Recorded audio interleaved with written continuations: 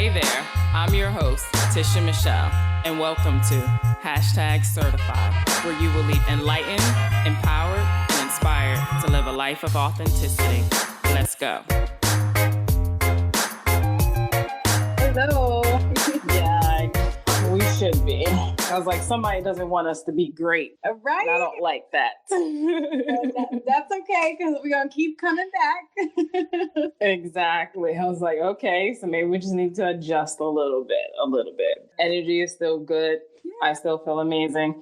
I know you're coming off of a super high, especially like that rush of, going to this photo shoot, having an amazing photo shoot, and then like rushing to like get home so you can get ready. Like, that's just the start, girl. That's just the start. Like, just felt like I had to record that moment of joy, because I'm like walking down the street, like bursting open with a smile, and like people don't even understand what's going on, but I'm just living in this space. I was so happy. Oh man. But the beautiful thing is that even though people don't know what's going on with you, they can feel it, because, energy is real. And like, even just like watching like your story, I'm like, oh, look at that joy, that bliss, like pure happiness. I was like, oh, she's vibrating. Yes, busy manifesting miracles. And for everybody, we all got to win. Absolutely. So, okay, so let's try this again. I just want you to take a few minutes or moments and let my listeners know who you are, where you're from, and what is it that you do. Yes, my name is Arah K. Wright. I'm actually from Las Vegas originally. I grew up there. I live in LA now. I'm an entrepreneur, an author, and a mentor to the community. I work with a lot of young women, specifically in the foster community. I have a group of girls that I work with, and we do exercises with, self-esteem building, and, we build famous quotes for ourselves, things to stand by, things to live by. So I call them my daughters of poetry. So, that's just like my own like passion project that I do, but everything, it's just all my passion, writing and being an entrepreneur. I have a business with my daughter. We have a clothing company called Miracle Child that we built together. Really cool. But yeah, that's who I am. I'm here. I've arrived. I love it. So you definitely mentioned like passion, and you mentioned you are an author, you love writing. So in one of those books that you wrote, Majestic Pretty Thoughts, it's a book of positive mental triggers for the mind, to shift out of that trauma state, which so many of us find ourselves there. And even if it's only for like a few moments, it's huge. That's like such a huge thing to be able to resonate with something, resonate with someone, whether it's reading like your book, like these poetries, anything of that sort, and to be able to take you away from that state that you're in. And personally, like, I believe that's super important. If the mind can think positive thoughts, that we can actually change our state of well-being. So for me personally, I've been there lots of times, and really and truly, I'll get to the point where I'm just like literally pulling my own hair out. And I'm like, what is going on? That I'm like, oh, I just filled my head with so many negative thoughts and, made up so much stuff. And I'm like, wait a minute, what is it? And I know I like to read, just different variety of books. And I love to read a book, and then I can just like feel myself in that book. And when I feel myself in that book, like I forget about everything else that's going on in the world. So I think it's important when, someone such as yourself uses their words and their experience and their story to not only heal themselves, but heal so many other people. So with all of that being said, let's talk about this book. But I need like the deets. Like, I want you to like share, how did this even come about? Like, where did this even come from? Like, where is it that you're looking to go with it? Like, just give me the story. Yeah. And that's my favorite thing, is just to talk about this, because it's so important. Where I was, it was last summer in June, I was in a space of complete despair, total loss of identity. I was, I attempted suicide, and I was at my lowest point emotionally, physically. My life was a reflection of what I was feeling inside, which was everything was falling apart. And so was I. And it came to a point where, I wasn't even recognizing the voice in my head. And I didn't even have the capacity to, I remember like people were telling me, oh, you should read this book or read that book or watch this and watch that. And I didn't have the capacity to deal with those things. And, I'd even worked as a community counselor in a treatment center. And I worked with a lot of clients who were dealing with similar issues, depression, suicide attempts, and a lot of it is just really like, you can't focus on anything when you're that deep in it. There's nothing that's just going to be like, oh, I'm going to, attach to this thing for 2 hours or an hour. Sometimes you only just have a few moments to take aside to really start to build. So if a few moments was all I had, I would just start writing down thoughts. And then I got so like happy with just those little notes, those little thoughts. And I got obsessed with like, researching, thoughts and how they affect our emotions and behaviors. And I took the opportunity of working in a treatment center to kind of like really dive into dialectic behavior therapy and how the mind has the ability to shift out of a certain state for just a little moment and create a moment of peace. And that helps with relief stress and trauma from the body, for even if it's just for that few moments. So I'm like, why don't I put a collection of all these things that I've thought over the course of this dark space that I was in,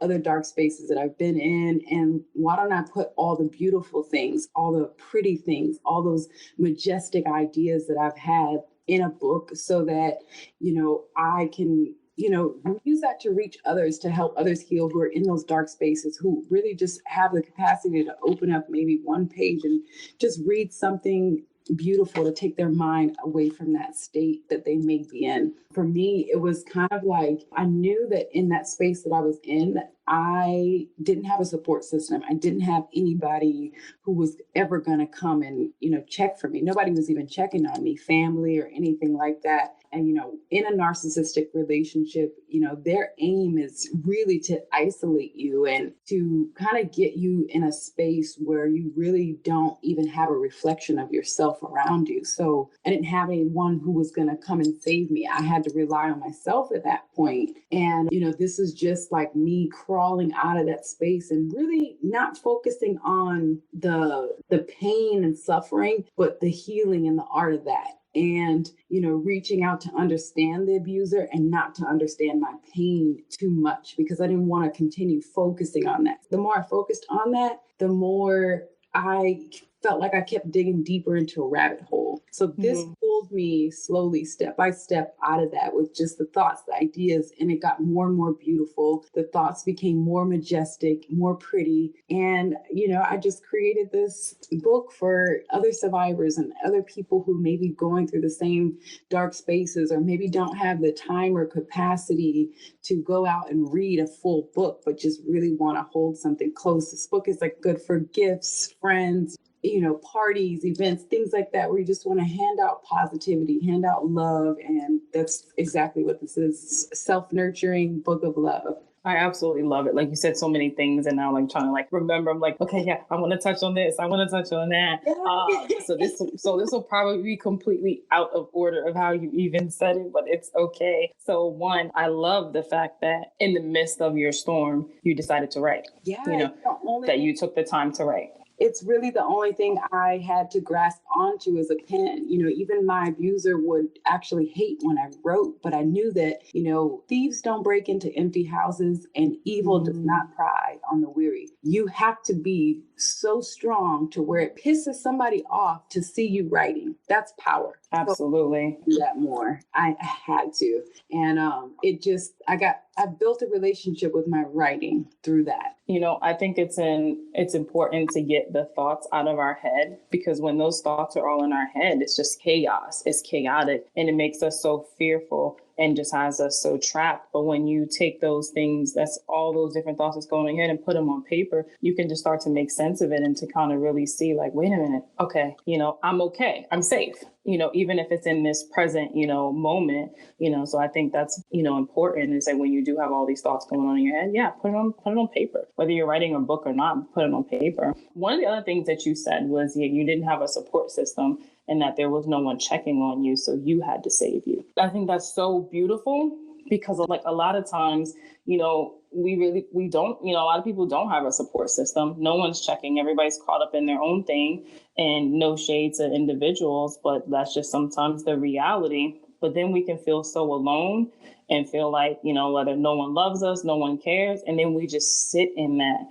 but for you to get to that place and just to say, wait a minute, I got to save myself. If you don't mind, like sharing, what was it that really made, because everybody, that switch doesn't go off on everybody. They can just stay in that space and just say, well, nobody else cares, that, and they only can rely on an outside person, where in reality, everything is within us. But that did go off on you, and you said, I have myself. Was it like a particular situation, or like, where did that strength come from to one, acknowledge that you didn't have that outside support, and then two, say, you know what, I am my support. I got to save myself. Well, really, I had just a realization that I was dead already, in a state of death already. I was already putting things into place that I, didn't really normally think about. I wasn't in my own head because I was putting together life insurance policies for my daughter. I was, just doing little things that I knew. I was leaving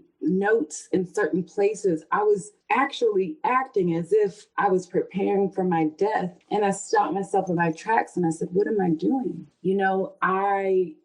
I broke down, and I checked myself into a 24-hour facility, and I just wanted to get help, because if I knew that I didn't have any family support who could really identify and understand with what I was going through, because I did reach out to family members and just kind of try to talk to them, reached out to certain friends that I, still had connections with to some degree. And, nobody was really going to be able to do that for me other than me.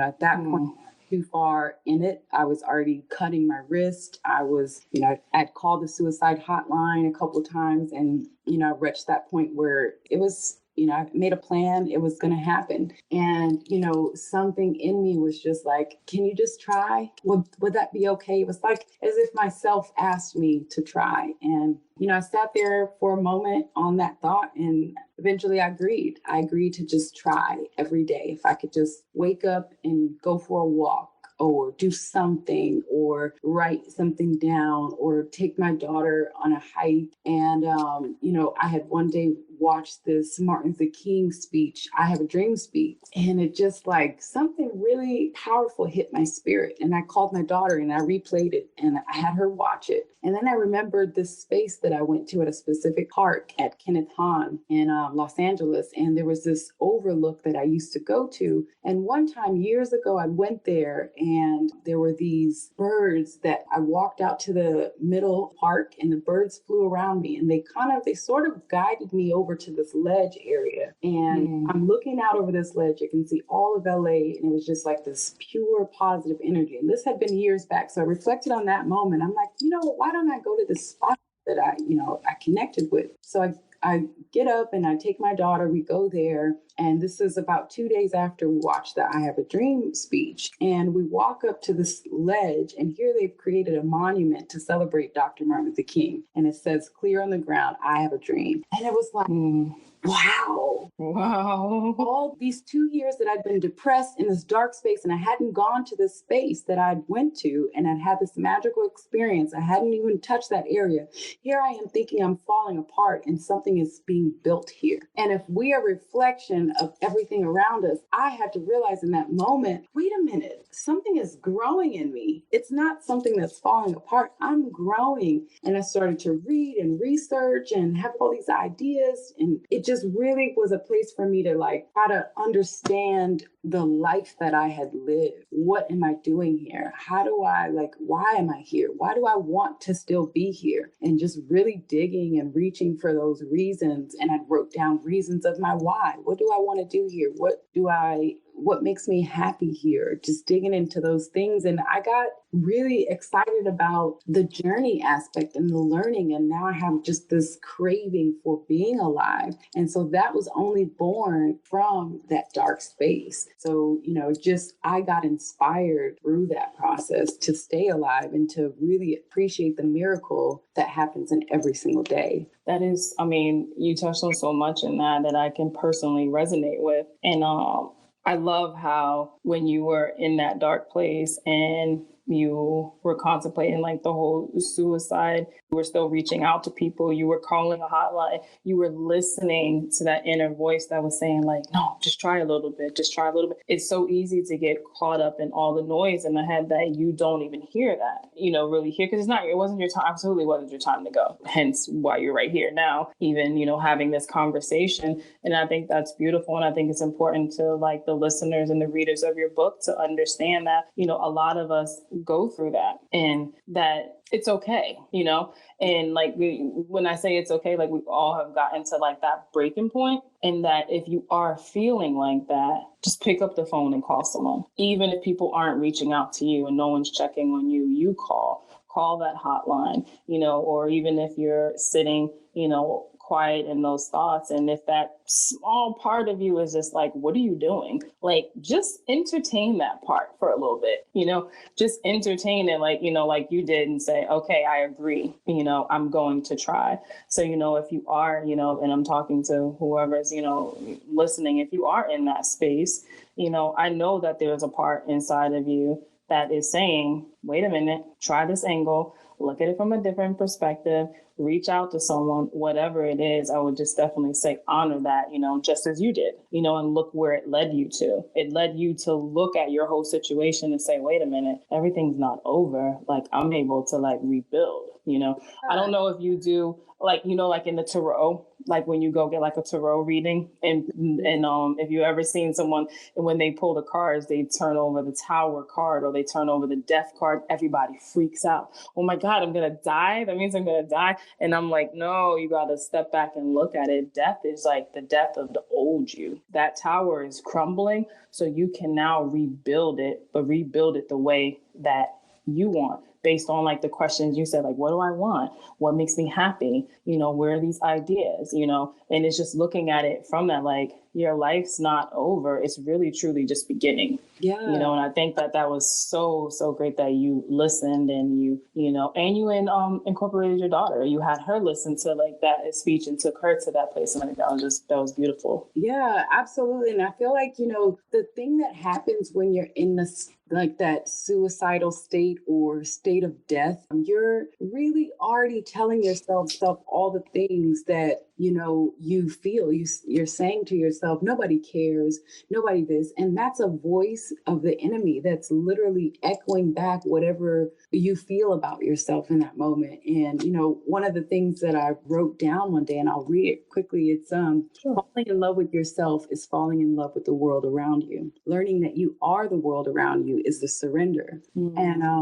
what that means is, you literally have the ability to create that shift for yourself. So, falling in love with yourself is one part. And that's a part that we all just want to project out there as like, yeah, love yourself first.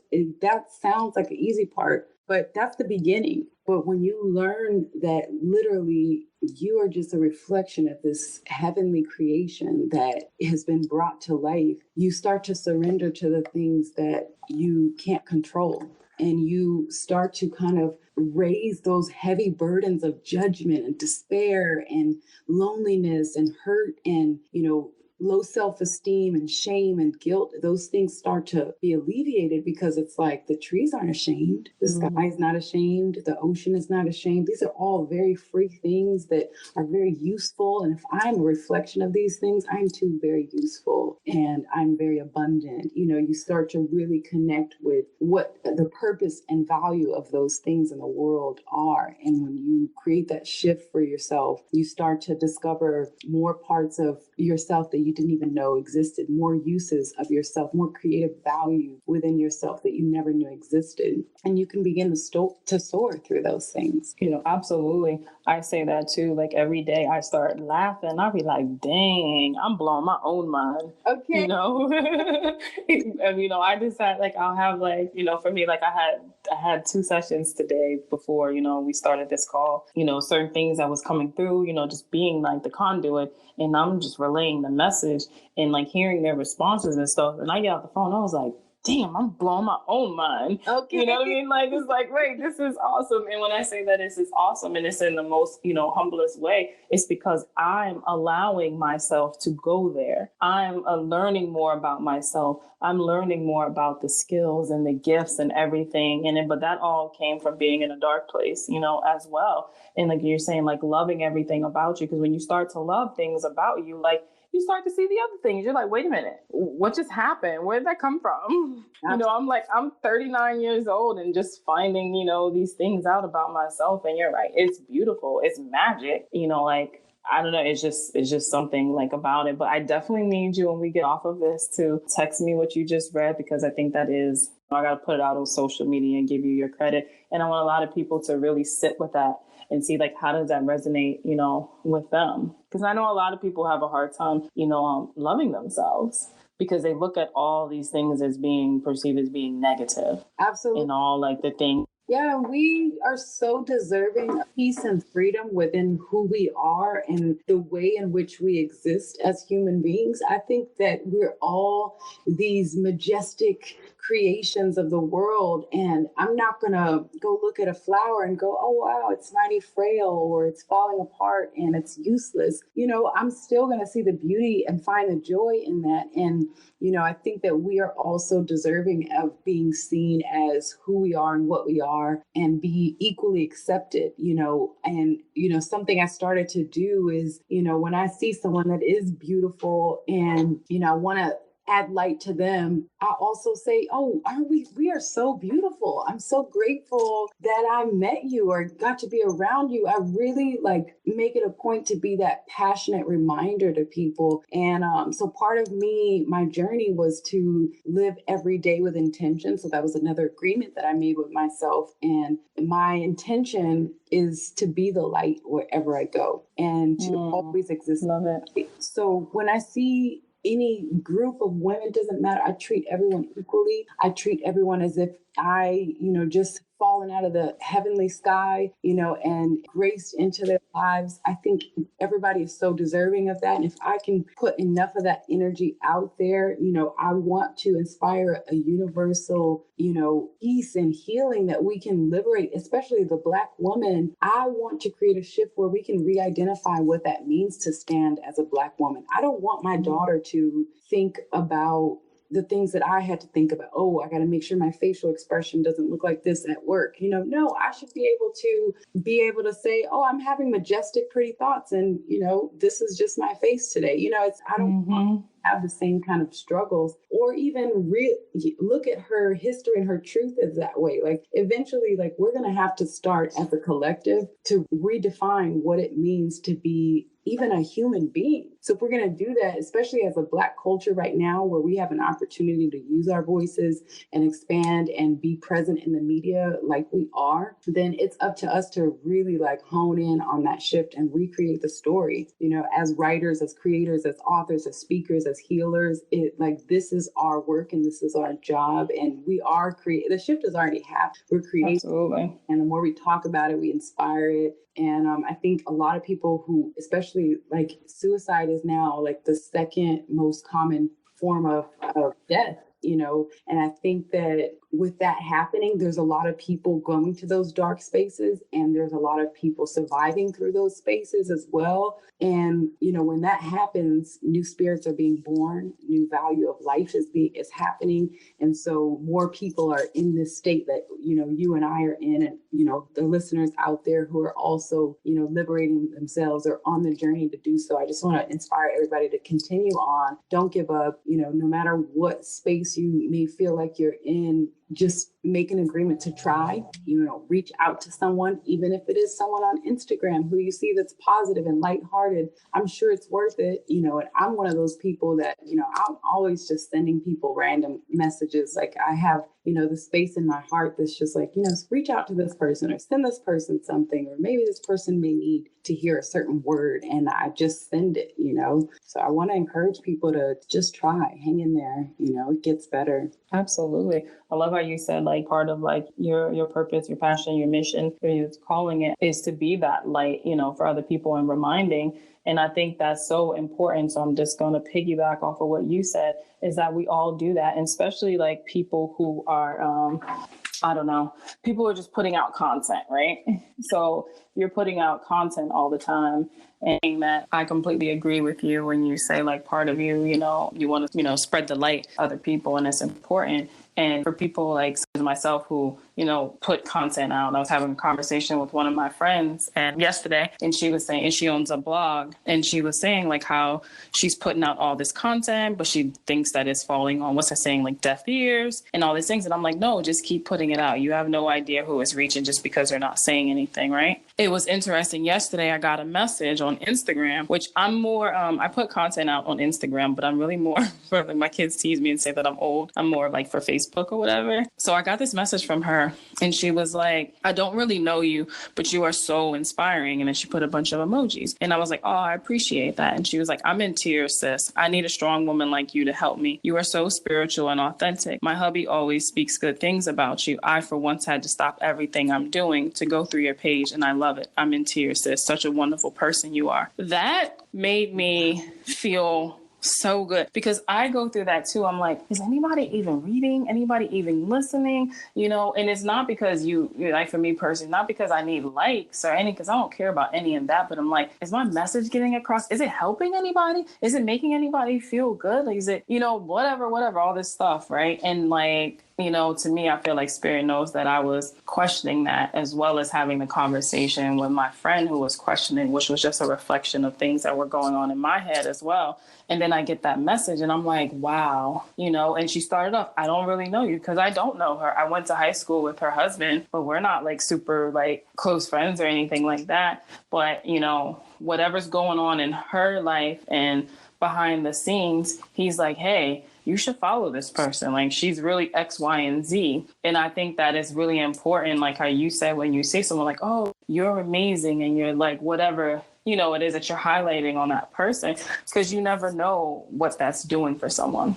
You never know if that person is in a dark place, like where they're at. Yeah, and I think it's important to remember also that, social media is such a public platform. And a lot of times the people that actually need those things, and the people who really are your listeners, are not going to comment. They may barely even like, because they're in that space where it's hard for them to be emotionally public and vulnerable. That it's very vulnerable to leave a comment and say like, all those things, those passionate, powerful things, or to even reach out in someone's direct messages, not knowing what kind of response you're going to get back. Because when you're in that state, you're already questioning yourself so much, you don't have room for any other judgment. So it's hard to, even respond with feedback when you're in that space. But I know that there were people that I listened to or watched that I was like, oh, wow, this is completely reshaping. And a lot of like, bigger names too, where it's like, oh, I can't reach out to that person, but they really,